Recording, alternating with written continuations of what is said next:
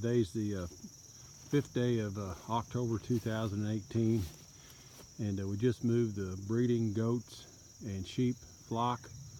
That's adult ewes. Doesn't include all the lambs or the kids that we're going to breed. But there's 97 head of those, and I don't know, probably 110 to 120 pound average on the weight. So we're looking at something a little over 10,000 pounds plus 2 horses and a donkey. So throw another I don't know, not quite 3,000 pounds. So maybe we're at 12.5, something like that on the weight in this paddock. And the paddock is 10 acres, but about half of that is open grazing. And look around here and you can see that there's a lot of wooded stuff in here. Of course, this is just a wonderful goat paddock. And what I want to look at is this Sericea Lespedeza. So the goats and sheep have definitely been through here, I think 3 times this summer. Grazed it. I've never really grazed it super hard, just kind of moved through it a little bit, probably more for parasite rotation than anything. But anyway, this hillside, and you'll see this documented in several videos, it's got a pretty healthy stand of Sericea Lespedeza on it. So the Sericea around has finished blooming probably 2 weeks ago, and was also setting seed at that time. So I don't think we're going to find anything that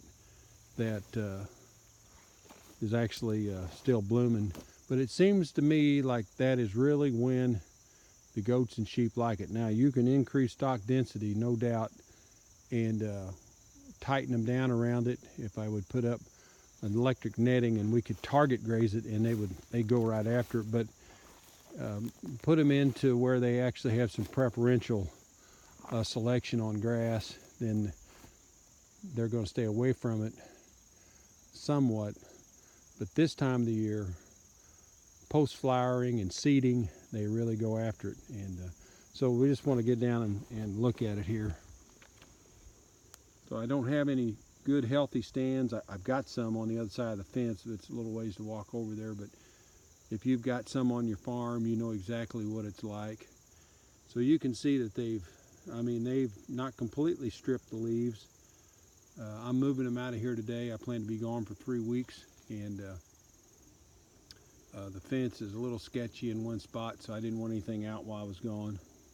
And then again, parasite, keep moving around, get away from these parasites. But they've just really done a good job. So you can see defoliation and leaves, and you can also see significant top, nipping her right off at the top and taking it down. When I walked through here earlier, it was knee high, and now most of it you're going to find is boot top height and strips. So they've taken 6 or 7 inches right off the top of a lot of these plants, and have worked on it. I've been at this farm almost 17 years. I've never put a brush hog in this pasture, and it's been pretty well controlled. Sprouts have been pretty well controlled by goats and sheep. And here's an example right there. Thorn locust, pretty well stripped. Pan around here and look down across that but that ravine there, and you can see that pretty well taking it down.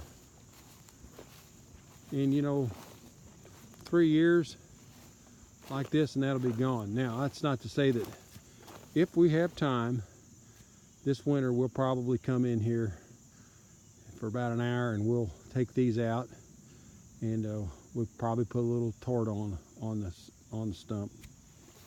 So I'm not a purist in the sense that I'm not gonna, unless you'll leave it to the goats and sheep, but they're definitely controlling it.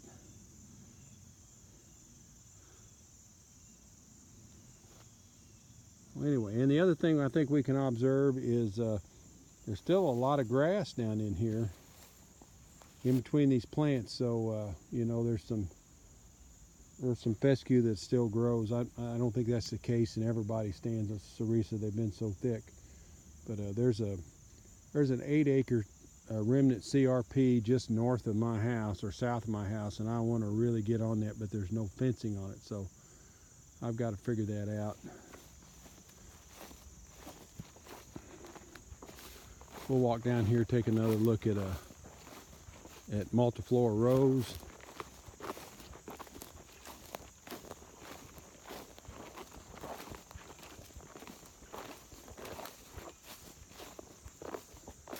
You can see right here, they've just picked her clean and it's just kind of starting to leaf out. Of course, frost is going to be here for sure within the next probably 30 days, maybe 25. And that's going to continue to weaken the root systems on those. And we'll either, you know, we may let that go. We may cut it off. I don't know. This simply depends upon time. But what'll probably happen is we'll be down in here cutting some firewood. As you can see that we got all kinds of good firewood to cut, and we just may walk over on this hillside and take 30 minutes and zip this stuff off and get it out here. You know, I'm more worried about the thorns and tires than I am about the thorns in the pasture, but I don't want those trees to get to the point where I have to use a tractor to move them around, because I'd rather do it by hand than throw them on a hay wagon and get them out of there. So that's the note for today. Also a quick note on this video for prosperity sake is today, Virgil passed away earlier this week, and today at 1 o'clock we're going to have a little memorial service for him. And of course, this is his farm. We've rented it for I think 17 years, and he's really helped me along, and I really want anybody that watches this video to understand how much I appreciated him, and the wisdom and the learning I got, I gleaned in my 40s when he was in his 70s and 80s, and it's invaluable. And I just want everybody to really know and understand that, as I give a little tribute to him on the farm here today.